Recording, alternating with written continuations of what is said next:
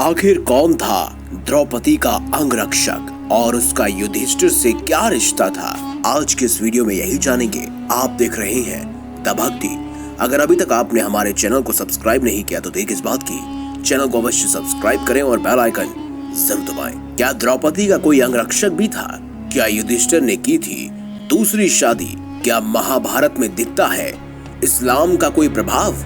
आइए जानते हैं इस खास वीडियो के बारे में। महाभारत में दक्षिण भारतीय वृत्तांतों में हमें मुगल रवुतन का वर्णन मिलता है, जिसे द्रौपदी के साथ जोड़कर देखा जाता है। दरअसल दक्षिण भारत में द्रौपदी को दुर्गा माता के अवतार के रूप में पूजने का रिवाज है और इसी कारण हमें यहाँ उनके सेवक और रक्षक के तौर पर मुत्तल रवुत्तन की छवि भी देखने को मिलती है। मुत्तल रवुत्तन कहाँ से आए थे, इस बारे में कई धारणाएं हैं। कुछ लोग मानते हैं कि महाभारत की कहानियों में इस्लाम के प्रभाव को भी दर्शाया गया है, क्योंकि मुत्तल रवुत्तन का एक अभिप्राय मुसलमान घुड़सवार व्यापारी से है। दूसरी धारणा ये भी है कि इनका संबंध महाराष्ट्र के स्थानीय देवता खंडोबाबा से है, जिन्हें भगवान शिव का अवतार माना जाता है, और मुत्तल रवुत्तन को भी गांव की रक्षा करने वाले देवताओं की श्रेणी में रखा जाता है। कोई इन्हें ब्राह्मण मानता है तो कोई क्षत्रिय, पर अधिकतर लोगों की मान्यता यही है कि इनका संबंध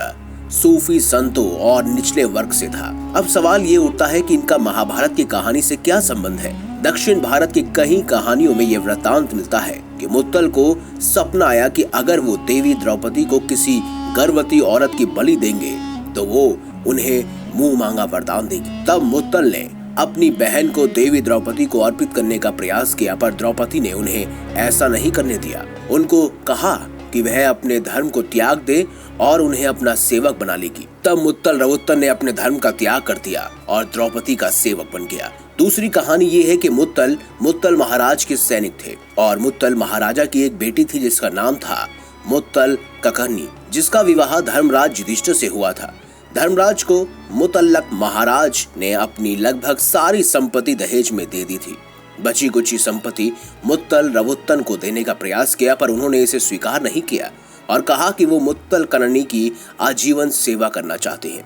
यही कारण है कि उन्होंने मुत्तल ककर्णी के साथ जाने की अनुमति मांगी। इसके बाद वह मुत्तल रवुत्तन युधिष्ठिर के साथ जुड़ गए और तब से उनके महल के उत्तर भाग के रक्षक बन गए। तीसरी कहानी ये है कि मुत्तल रवुत्तन ने महाभारत के युद्ध में पांडवों की तरफ से लड़ाई की थी और पोटी राजू नामक के योद्धा के सारथी का काम किया था।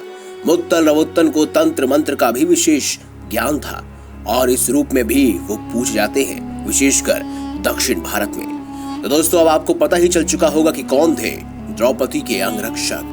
अगर वीडियो आपको अच्छी लगी है तो लाइक कीजिए, चैनल को सब्सक्राइब कीजिए और ज्यादा से ज्यादा शेयर भी कीजिए। मिलेंगे अगली बार एक नई खास वीडियो के साथ। तब तक के लिए बहुत बहुत धन्यवाद। देखते रहिए भक्ति, जो कि इसी में है असली शक्ति।